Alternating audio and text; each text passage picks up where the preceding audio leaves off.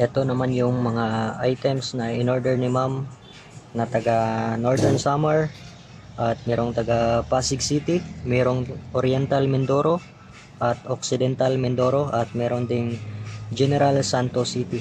So ito naman kay sir na in-order ni sir na lightning ring. So stainless steel na lightning ring size 10. Yan, itsura niya size 10 yan na stainless steel na singsing. Tapos meron din siyang in order na gumamela silis bracelet para ito sa kanyang asawa. Tapos meron itong kasama na banal na sulat panlagay sa wallet, pwedeng ipalaminate for self protection. Dadalhin lang palagi, susot lang palagi. Ito lahat pwede lang madala sa kahit saan mong lugar, lahat ito.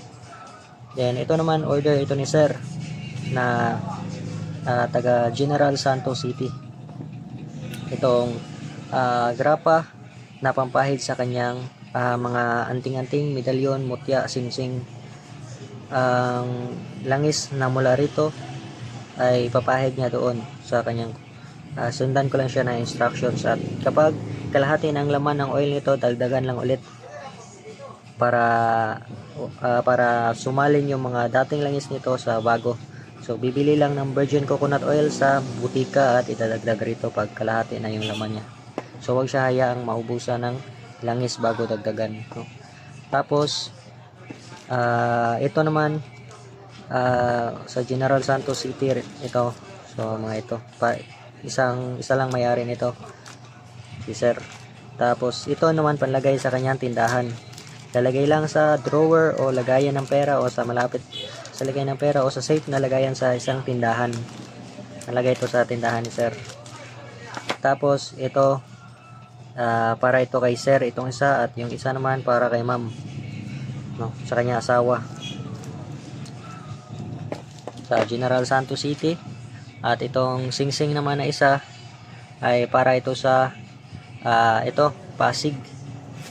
Tapos ito naman kay Dr. Alex na taga Occidental Mindoro. So meron siyang kasama na ito pang protection for misfortune and bad luck. So, pampahid din niya sa kanyang mga anting-anting, medalyon at singsing at iba pa ng mga anting, no, tagimat. Pampahid yung oil na mula rito, pampahid niya. Tapos sendan ko lang siya ng instruction. Tapos ito naman yung kay sir na in order ni sir na Trispico na medalyon. So medalyon na Trispico, adjustable yung kanyang panliig. Tapos meron siya kasama na sulat panglagay sa wallet or ipapalaminate niya, gagawin kwintas, siya nang bahala, or keychain.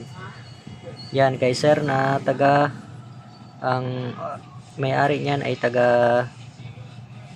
Oriental Mindoro, no? Merong Oriental Mindoro, Occidental Mindoro. So yan kay sir, ito Oriental Mindoro may-ari nito. Tapos ito naman kay ma'am sa Northern Samar. Ito dati ko ng customer din, si ma'am. So mga dati kong customers dito ay ito taga General Santos City, Occidental Mindoro, at itong Northern Samar. So kay ma'am na Batuumo. So kwintas na, ready to wear na ito, Batuumo. So ako mismo gumawa ng kwintas na ito, no? Pinost ko yun dito sa Facebook. So sa ngayon itong Batuumo na ito, matibay na ito. Ginawa ko na itong matibay kasi nakahanap na ako ng mga materyales na matibay. So magagamit na ito sa pangmatagalang panahon. Yan. Tapos sa isa sa kanyang order din ay San Benito na medalyon. San Benito medalyon. Ito na lang natira sa akin na ganitong uri na San Benito as of now. Tapos meron din siyang order na mutya na linta. Ito mutya na linta, ulo ito. Ako mismo ang naghanap nito at kumuha nito. Ako mismo nakakita nito, no? Ito yung isa sa mga nakita ko medyo matagal na ito, itinago ko na sana. Yung triangle na itsura niya ba. Yan, yan ang linta. Parting ulo. Tapos ito meron din siyang kasama na palagay sa wallet o gagawin niyang kwintas, papalaminate niya, siya nang bahala. At meron din siyang kasama na in order na na meteorite ring. So ito ay meteorite mismo, meteorite ring. Sa ilalim nito meron siyang perlas ng Taclobo or giant clam pearl, no? Ito, meteorite mismo yan.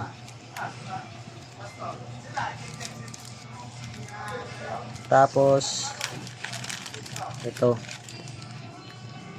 ito naman shell na taga-bulag. So nilagay ko rito shell na taga-bulag sa mga masamang tangka para hindi siya basta ma-ambush. So yan lang yung mga orders nila.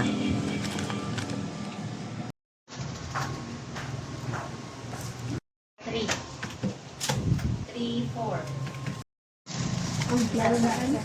Ang klaro na dito. Regular,